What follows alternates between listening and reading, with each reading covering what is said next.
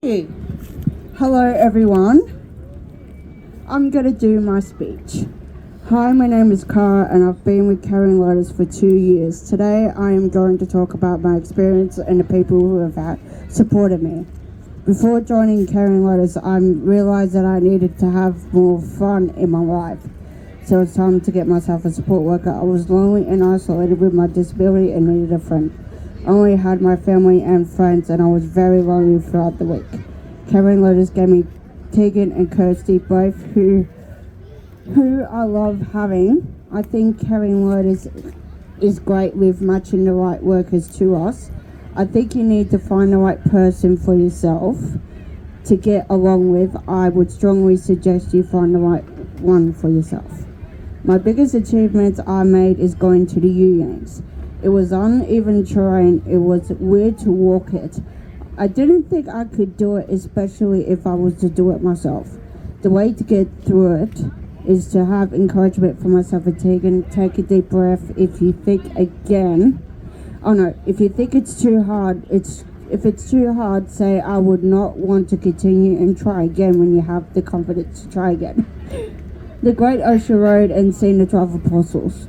I had to do tons of planning. I had to figure out how long it would take, the distance it took to get there, what to bring, and how many hours would I need. In total, it took 8 hours. How did I get through all that planning ahead and coordinating between myself and Tegan? The Plaza adventure with Kirsty. It all started when I thought of checking out Miniso. I said, why don't we have a look? Turns out we both loved it. I said, wow, this looks cool. I thought of Tegan while looking at the Care Bears because I remembered she mentioned it to me, and I said I would tell her next time I had her, and then Kirsty and I agreed that it was our favourite store.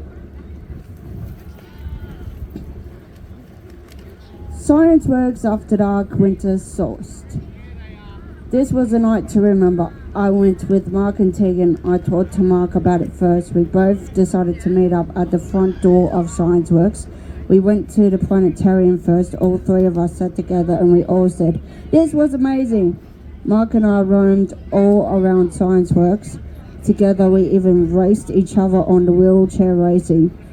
The machine was being stubborn and my rider lost as the computer was playing for us. We had dinner together and entered Tinker Town.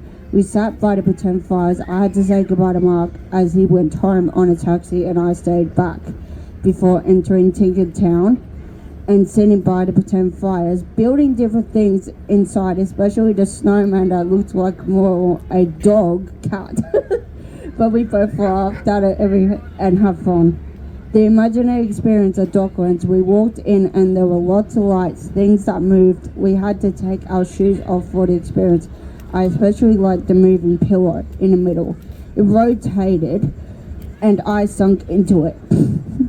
Getting out was a bit tricky, especially with other people in there. I was a little bit overwhelmed because it was hard getting out. I was like, how do I get out of this thing? I could have moved. Tegan helped me out and I said, thank you. We sat for a few minutes so I could chill out and I was okay in the end. I've gained my independence. I don't feel so lonely anymore. I've gained my joy back. I love having them as a second family and looking forward to them coming each week. Thank you for listening to my story. Yay. That was hard. You made it look easy.